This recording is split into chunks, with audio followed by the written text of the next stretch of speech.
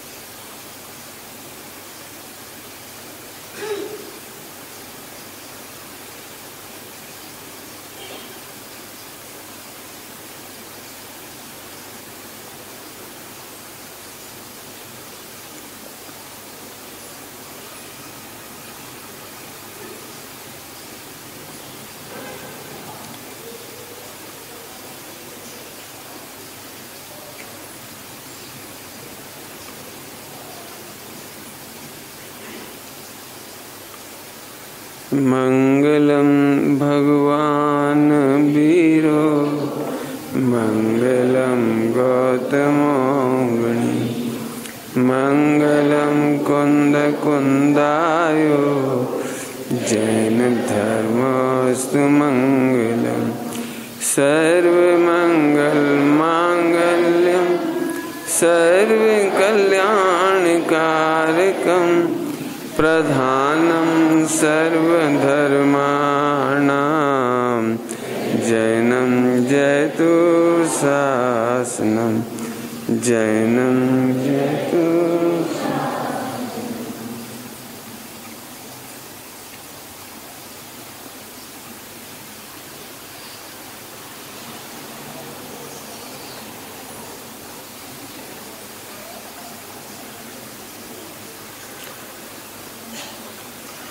अनेकांत माने वस्तु विज्ञान, वस्तु विज्ञान माने यूनिवर्सल ट्रुथ, अनचेंजेबल ट्रुथ। मैं बार बार क्यों वजन दे रहा हूँ कि हमने अभी तक सियादवाद सुना है और सियादवाद की सबसे बड़ी मजबूरी है उल्टा नहीं पकड़ना। वो अज्ञानियों के अनुसार बोलता है, भाषा अज्ञानियों की होती है, जिसके लिए अमृतचंद स्वामी ने, आचार्य कुन स्वामी ने समय सार जी में लिखा है, मिलेच्छ को मिलेच्छ भाषा में समझा दे। सियादवाद माने मिलेच्छों को अज्ञानियों की भाषा में समझाना। अभी अज्ञानी झट अज्ञान भाषा कोई सच्ची मान लेता है। थोड़ा ध्यान रखने की बात है, सियादवाद अल्टीमेट नहीं है, अल्टीमेट नहीं है, अल्टीमेट है वस्तु, अनेकांतात्मक वस्तु वो अल्टीमेट है। इसलिए हम पढ़ाई में अनेकांत की ओर से पढ़ रहे हैं। माने अल्टीमेट जैनिज्म क्या है, अल्टीमेट यूनिवर्स कैसा है, उसे समझने की कोशिश कर रहे हैं। आइए, अपनी चर्चा हो रही थी, वहीं से आगे बढ़ जाते हैं। द्रव्य गुण पर्याय। द्रव्य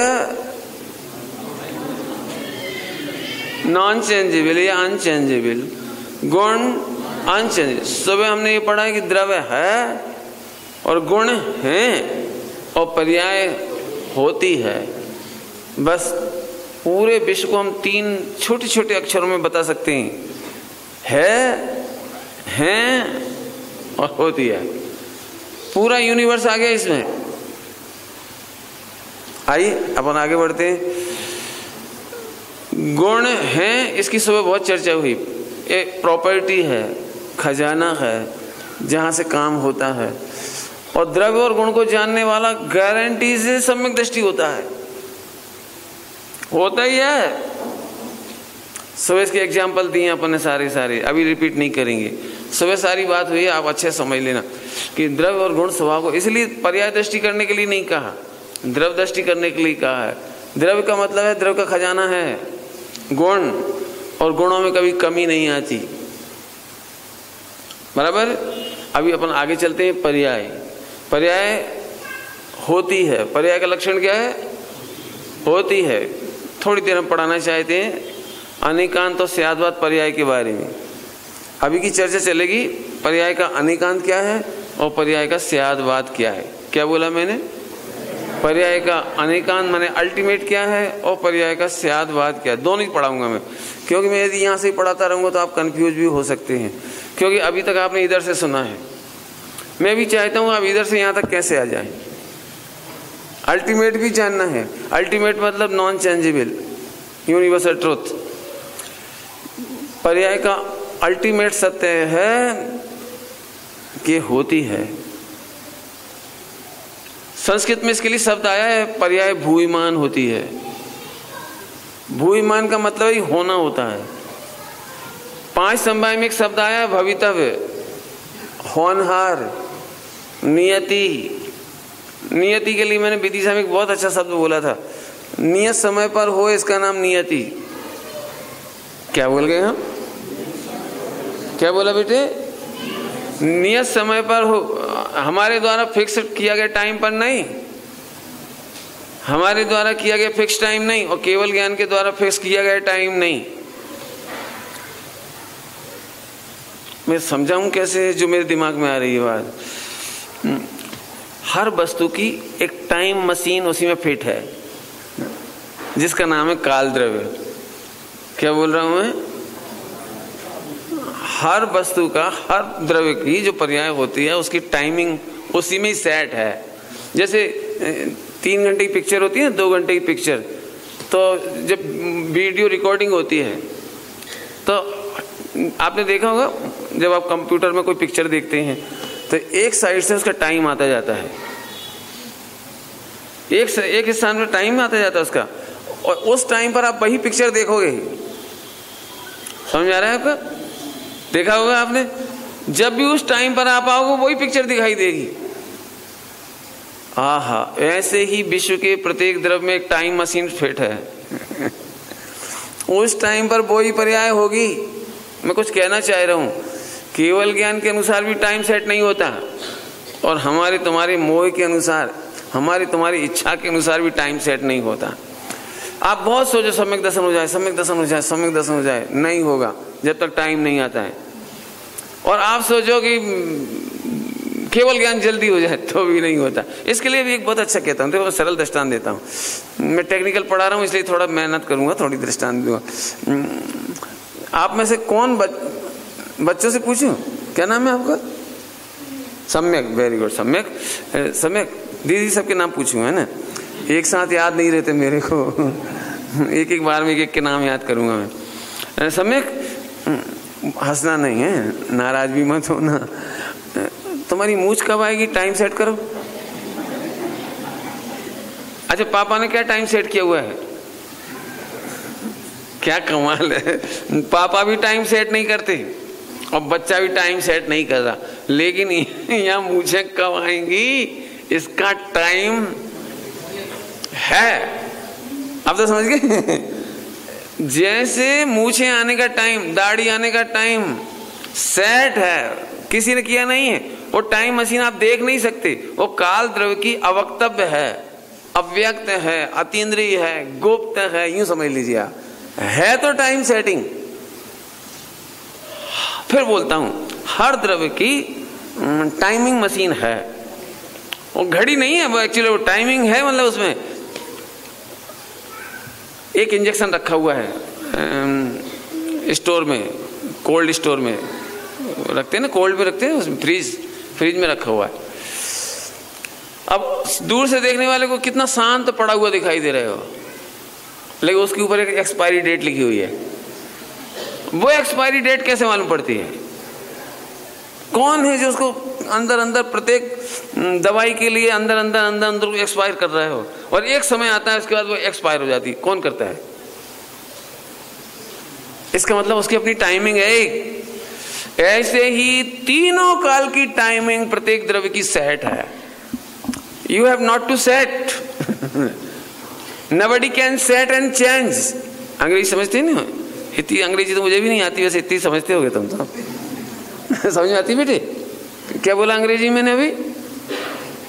हाँ, nobody can set and change. हाँ, nobody, हाँ बोले जरा, nobody can, हाँ set and change. मैं भजन दिया इसके ऊपर। अनादिकाल का दुख यही है आपका, आप सेट करना चाह रहे हो और चेंज करना चाहते हो। डॉक्टर लोग ये सोच रहे हैं कि हाल के जन्मे हुए बच्चे की दाढ़ी मूछ कैसे आए, गर्भ में ही उसको एक हार्मोन के इंजेक्शन लगा दिए जाए।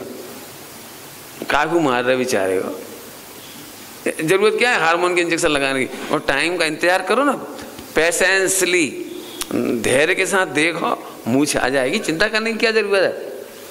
देखो प्रकृति में भी कितना कमाल है। अबोध बालकों के दाढ़ी मूछ नहीं आती। क्यों नहीं आती? कि वो ब्लेड चलाएंगे, काट पीट लेंगे बेचारे। इतने छोटे छोटे मासूम बच्चे कहाँ करना कराने जाएंगे कटिंग कराने में तो रो देते हैं। दाढ़ी मूछ बनवाएंगे बेचारे, कहाँ तक साबुन लपेटेंगे मुंह में। अब मैं पूछता हूँ, वो टाइमिंग सही है या गलत है?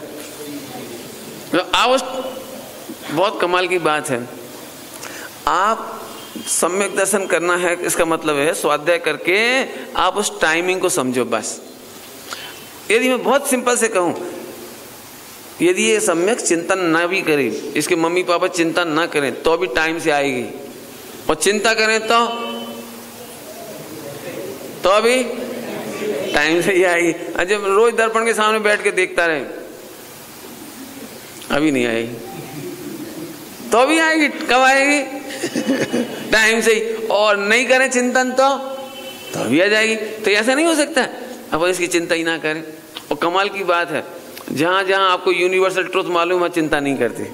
बस मुझे यही पढ़ाना है। द्रव्य गुण पर्याय जानने के बाद इट इज यूनिवर्सल ट्रुथ। एक भी पर्याय की चिंता करने की जरूरत नहीं है। सुधरो सब काज दौल अचल रिद्धि पाई, निरखत जिन चंद्र वदन स्वपद सुरुचि आई। स्वपद सुरुचि आई, स्वपद समझ गए? स्वपद क्या है? क्या है? क्या है क्या? आई शाबाश, 10 का नोट देना इसका। सही जवाब दिया सम्यक ने। तुमको मालूम था ये क्या है? आज तो बहुत नए बच्चे हो आप लोग ने, अब तो मालूम पड़ गया। द्रव्य गुण और पर्याय, वेरी गुड। तो द्रव्य गुण पर्याय की बात अपन फिर अभी आगे चलाते हैं। होती है मैंने करना नहीं है, बस यही तो अकर्ता हो गई, यही सम्यक दृष्टि हो गई। मेरे को तो सच में ज्यादा पढ़ाने की इच्छा नहीं होती, मुझे तो यही मजा आता है, इतने में मजा आ जाता है। बस होता है, बस खत्म। संस्कृत में इसके लिए भूयमान शब्द आया है, भूयमान। लेकिन स्यादवाद में क्रियमाण की भाषा होती है, पॉइंट बदल दिया। वस्तु भूयमान है और स्यादवाद की भाषा में क्रियमाण कही जाती। क्रियमाण माने करने की भाषा में कही जाती है। सहजानंद जी पंडित जी का एक बहुत लोकप्रिय कीर्तन है, बहुत ही लोकप्रिय है, वो सबको मालूम होगा। उसमें उन्होंने पंक्ति लिखी है, होता स्वयं जगत परिणाम, होता स्वयं जगत परिणाम। जगत मतलब छह द्रव्य का परिणाम। जगत माने विश्व, छह द्रव्य का परिणाम अपने आप ही होता है। मैं जग का करता क्या काम। समझ आए ना? भूयमान है और क्रियमाण कही जाती है। कही जाती हो भैया तुम अपनी बेटी की शादी कब करोगे, ऐसा कहा जाता है। अपनी दुकान कब खोलोगे, बिजनेस कब करोगे, भैया फला काम कब करोगे, ऐसा कहा जाता है। मैं आपसे पूछूं एक बात, आप 10 साल के बच्चे को 20 साल का कब करोगे? अब बोला तो आपका जवाब क्या होगा? हम 10 साल का बच्चा 20 साल का कब करेंगे? हमें थोड़ी करना है। हाँ, 20 साल का बच्चा कितने साल में 20 साल का होगा? अब बच्चे सोच रहे ये भी कोई प्रश्न है? अरे 20 साल का बच्चा 20 साल में 20 साल का होगा। क्यों? तुम्हें किसने बड़ा किया? मम्मी पापा ने। किसने बड़ा किया तुमको? मम्मी पापा ने किया, पक्का है। मम्मी ने कितना % रोल किया है तुम्हारे बड़ा करने में? हाँ, अब आगे बच्चे बिल्कुल सही जवाब दे, जोरदार बच्चा। क्या नाम है आपका? प्रतीक। वेरी गुड प्रतीक, मजा आ गया। मम्मी पापा ने खिलाया पिलाया और तुम बड़े हो गए। मैं अपने आप बड़ा हो गया, इसका ऐसा कहना है, मैं अपने आप बड़ा हो गया, मम्मी पापा ने खिलाया पिलाया। ओके चलो थोड़ा और आगे बढ़ जाती हूँ ऑपरेशन करके। क्यों प्रतीक, मम्मी पापा ने खिलाया तो तुम नहीं खा पाते? हाँ मतलब उन्होंने बना बना के दिया, वे कमा के लाए, 50% रोल पप्पा का और 50% रोल मम्मी का, उन्होंने रेडी टू ईट। ओके चलो कोई, लेकिन पचाया तो आप नहीं था, खाया भी आप नहीं था। और कितना खाना है वो मम्मी की इच्छा से खाया था कि अपनी, कितना खाना वो अपनी इच्छा से खाया था? तो पूरी स्वतंत्रता तो आपकी है। ओके चलो कोई बात नहीं, थोड़ा आगे बढ़ जाए। पर अभी मैं पूछता हूँ, इसकी मम्मी पापा ने यदि बड़ा किया है खिला पिला करके, तो इसकी मम्मी बहुत खराब है। यदि 100 ग्राम दूध पिलाने से 10 साल का 10 साल का हुआ, 10 साल में 10 साल का हुआ, तो 200 ग्राम पर डे पिलाना चाहिए था ताकि ये 10 साल का 5 साल में हो जाता। ओके नहीं बोलो, मम्मी इतना घी खिला दी, इतना खिला दी तो अपन जल्दी बड़े हो जाते। ओके क्या कमाल है, आज तक एक भी बच्चा टाइम से पहले बड़ा नहीं हुआ। 10 साल का 10 साल में ही होता है, 20 साल का 20 साल में ही होता है। तो ये क्रीमांड का व्यवहार है, मम्मी पापा ने बड़ा किया। अभी पढ़ा रहे थे आपको, औपचारिक असद्भुत व्यवहार नहीं, मम्मी पापा ने बड़ा किया। इस सेंटेंस की वैल्यू वेटेज ऑफ ट्रूथ, अरे बोलो तो बोल नहीं पाए। आपने सारे व्यवहार का अभाव कर डाला। अरे व्यवहार का अभाव नहीं किया है, व्यवहार का अभाव है। क्या कह रहे, क्या फर्क पड़ा, क्या फर्क पड़ गया? व्यवहार का अभाव कर डाला कि व्यवहार का अभाव है। फिर बोल रहा हूं भूयमान है, भूयमान है, क्रियमाण कहा जाता है। अब मैं फटाफट 8-10 एग्जाम्पल दूंगा। ओके, एक आध एग्जाम्पल आप लोग भी सोचना, जो भी मुझे एग्जाम्पल बताएगा आप में से उसको 10 का नोट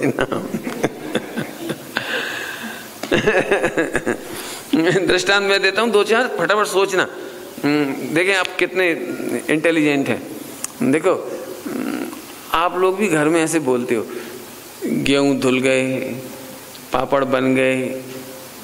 कोई ऐसे कहते हैं मैंने पापड़ बनाए, भैया पापड़ बन गए, दुकान खुल गई, इनकम बहुत हो गई, मार्केट अच्छा चल रहा है, बच्चे बड़े हो गए, बच्चे शादी लायक हो गए। बोलते कि नहीं बोलते? बोला बिस्तर हो गए, नींद खुल गई, नींद लग गई। तुम कभी ऐसे बोलते नींद लगाई? नींद लगाते हो कि लग जाती है? बोलो, यदि नींद लगाना हाथ में होता तो प्रवचन में कोई सोता ही नहीं कभी। अब उसे जगा भी दो ना, पंडित जी हम क्या करें, हम सोना नहीं चाहते, लेकिन नींद, एक शब्द और अच्छा, झपकी। अब हम क्या करें, झपकी आ गई। तो इसका मतलब आप करता हो कि ज्ञाता हो? बोलो भाई, करता हो कि ज्ञाता हो? अब तुम बड़े हुए कि बड़ा किया गया? लेकिन व्यवहार में हम ऐसे ही बोलेंगे, हमारे माता पिता का लाख लाख शुक्रिया, थैंक्स ए लॉट। हम बोलेंगे ऐसे। बोलने में पाप नहीं हो, बोलने में पाप नहीं है, लेकिन पराधीनता अनुभव करने में पाप है। क्योंकि जिनके मम्मी पापा नहीं हो, फिर वो बड़ा किसके भरोसे होगा? वो भी तो किसी के बड़ा होगा ना। अब मैं आपसे पूछता हूं, कार्य होने में स्वतंत्रता है कि करने में स्वतंत्रता है? फैसला करना है बिल्कुल जोरदार, क्योंकि मिथ्यात्व इसी का ही नाम है कि हम करके स्वतंत्र नहीं रहना चाहते, हम करके कर्ता बनकर परतंत्र होना चाहते। आप में से जितने लोग दुखी होते हैं ना, आप में मतलब दुनिया की सहारों की बात कर रहा हूं, कौन व्यक्ति घाटा खाना चाहता है? कोई चाहता है मार्केट में लॉस हो जाए? बिल्कुल नहीं चाहता। विजय माल्या चाहता होगा उसकी ऐसी इंसल्ट हो? इंद्राणी मुखर्जी सोचती होगी मेरी इतनी इंसल्ट खराब हो जाए। मतलब कोई जानता भी नहीं था इंद्राणी, नाम भी कितना बढ़िया था इंद्राणी। अहमदाबाद से एक समाचार पत्र छपता है, गुजरात समाचार, उसमें बहुत ही अच्छा मैंने सेंटेंस पढ़ा इंद्राणी मुखर्जी के बारे में, वो सुनने लायक है। शायद आपने ही पढ़ा, मुझे नहीं, मैंने तो पढ़ा। बोले इस समय इंडिया में 2 ही मुखर्जी फेमस है, एक प्रणब मुखर्जी जो राष्ट्रपति हैं, ध्यान से सुनना साहब, जो राष्ट्रपति हैं, और दूसरी है इंद्राणी मुखर्जी जिसके राष्ट्र में कई पति हैं।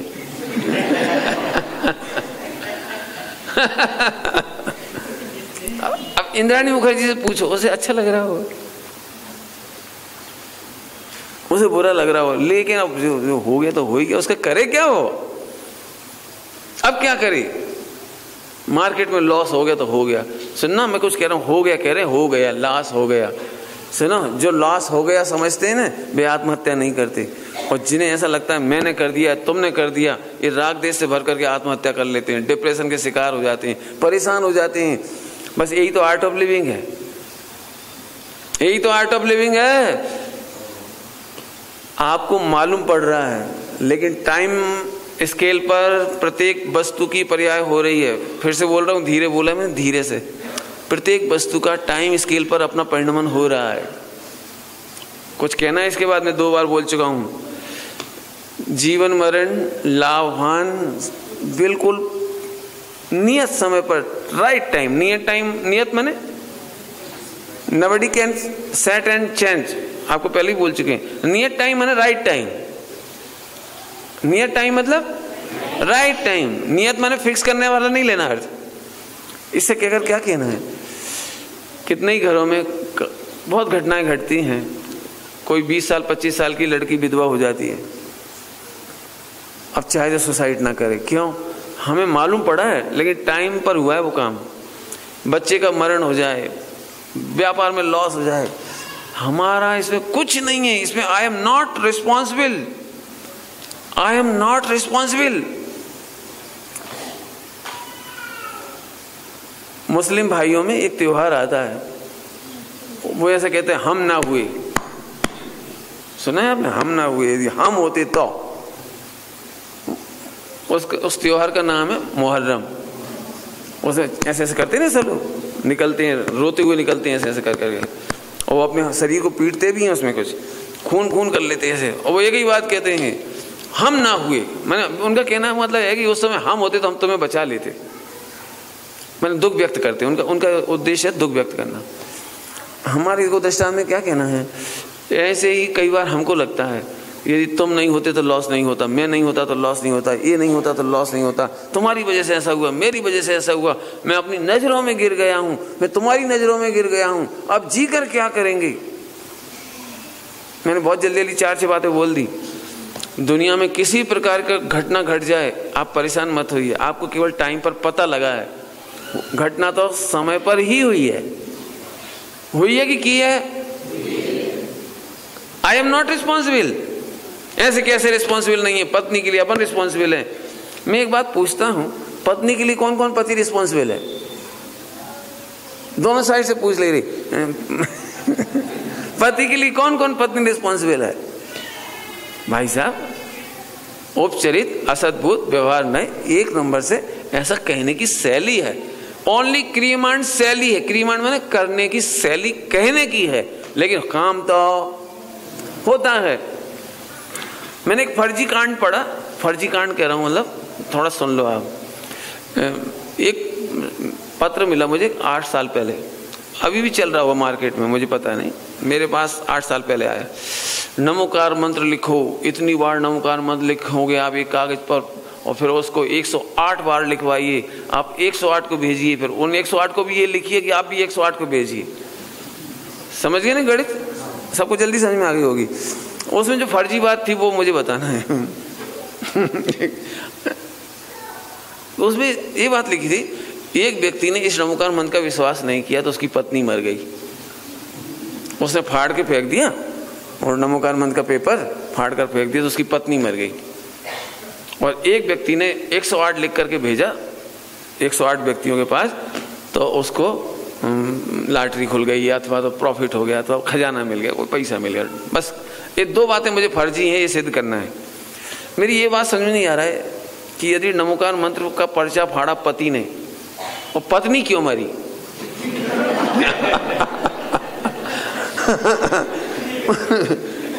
जी घोटाला नहीं है, वही पर्चा उसने फाड़ा था तो उसे मरना चाहिए था ना। और यदि ये पर्चा पब्लिश होता रहे और पब्लिक में जाता रहे और फेमस होता रहे तो जिस आदमी को अपनी पत्नी से नहीं बनती होगी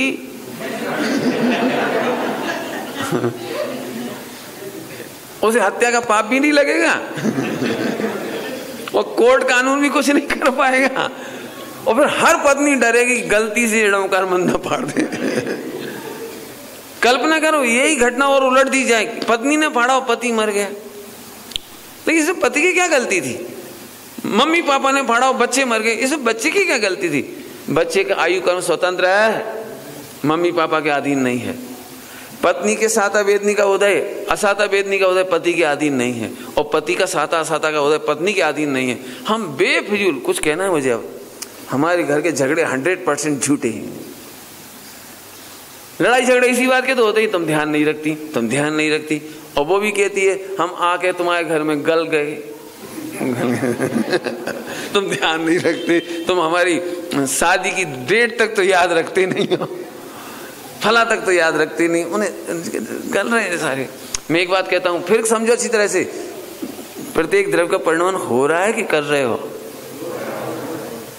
और सही समय पे हो रहा है कि गलत समय पर हो रहा है? पक्का?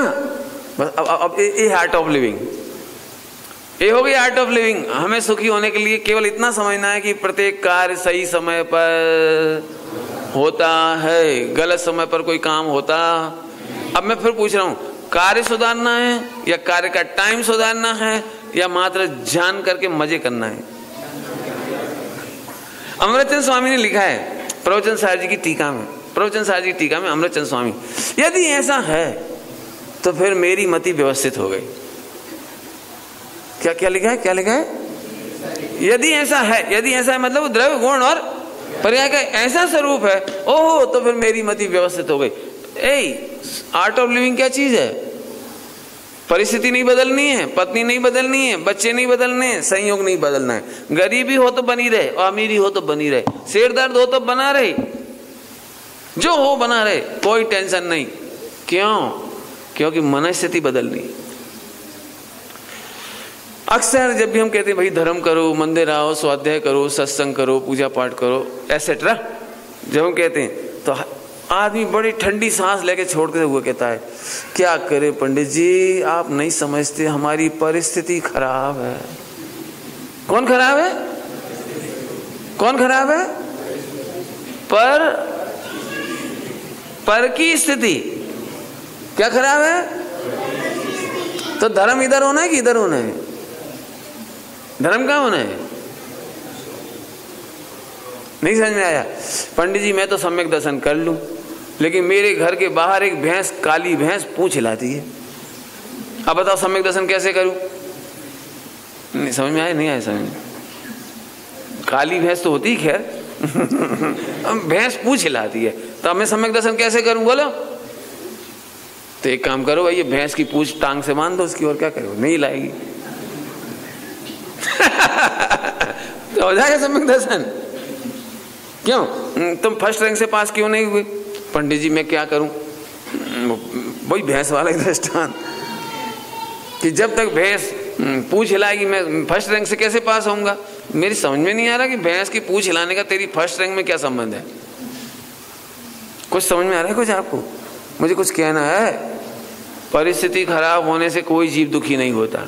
आप खुद ही कह रहे हो पर की स्थिति खराब है, सुनो मन स्थिति सही होने वाले से धर्म हो जाता है। आपको मन स्थिति सुधारनी है। वेद विज्ञान इजिकल टू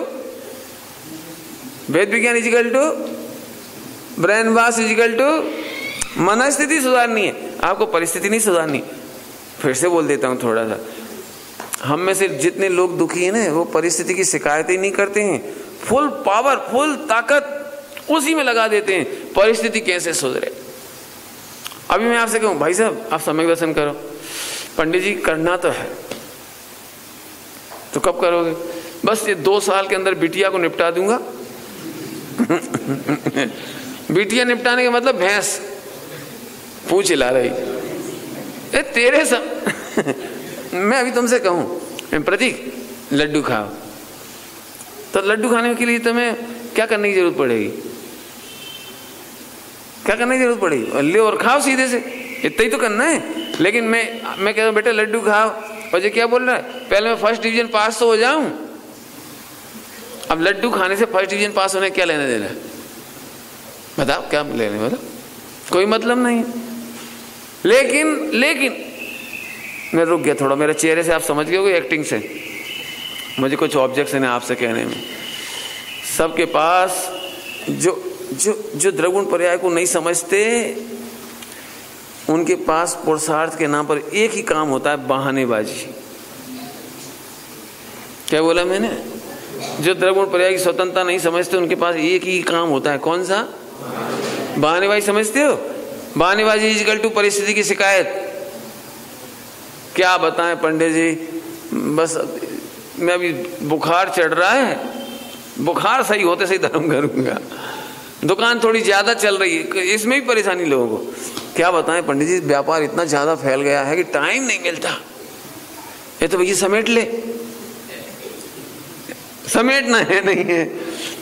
फिर से बोल रहा हूं, द्रगुण पर्याय की जो स्वतंत्रता नहीं समझते, सबसे बड़ा काम कौन सा करते हैं? पुरुषार्थ, परिस्थिति की बहानेबाजी करना। लेकिन बहाने बनाने से काम नहीं होगा।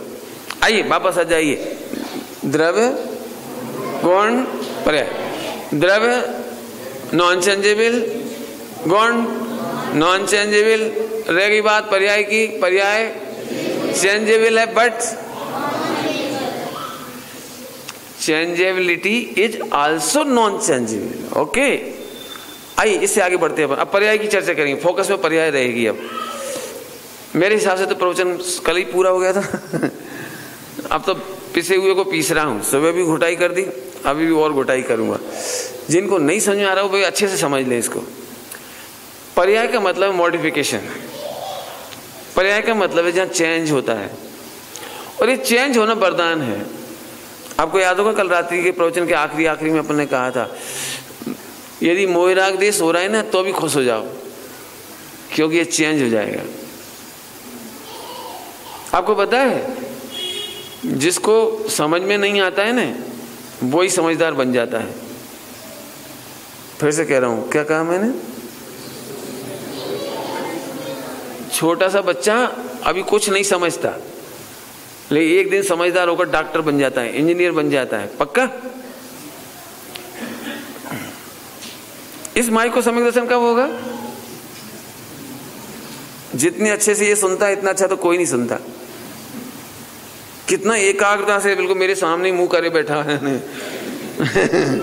सबसे ज्यादा आप नहीं भी सुनेंगे, लेकिन ये पूरा सुनता है। इसको सम्यक दर्शन कब होगा? पॉइंट पकड़ने की कोशिश करना। जिसको मिथ्या दर्शन नहीं होता, उसको सम्यक दर्शन भी नहीं होता। जिसको उल्टी समझ नहीं होती, उसको सीधी समझ भी नहीं होती। आहा, यदि तेरे को मोह राग देश हो रहा है, तो तू खुशी मना कि तू जीव है। और मोह राग देश हो रहा है नहीं, और जो हो रहा है वो चेंज हो जाएगा। मोह है तो निर्मोही हो जाओगे, राग है तो बीतराग हो जाएगा, अज्ञान है तो सम्यक ज्ञान हो जाएगा, मिथ्या ज्ञान है तो केवल ज्ञान हो जाएगा। चिंता की जरूरत नहीं है, ये है वस्तु स्वरूप का ज्ञान। बताओ, आज तक कोई परमानेंट बीमारी है किसी के पास? चलो बीमारी के दृष्टांत था, जरा आत्मा में जाकर मुझे बता दो, आप जिस मोह राग से परेशान हो, क्रोध मान माया से परेशान हो, एक भी व्यक्ति हाथ खड़ा करके कहे कि पंडित जी मुझे परमानेंट राग ये है। पॉइंट पकड़ो, परमानेंट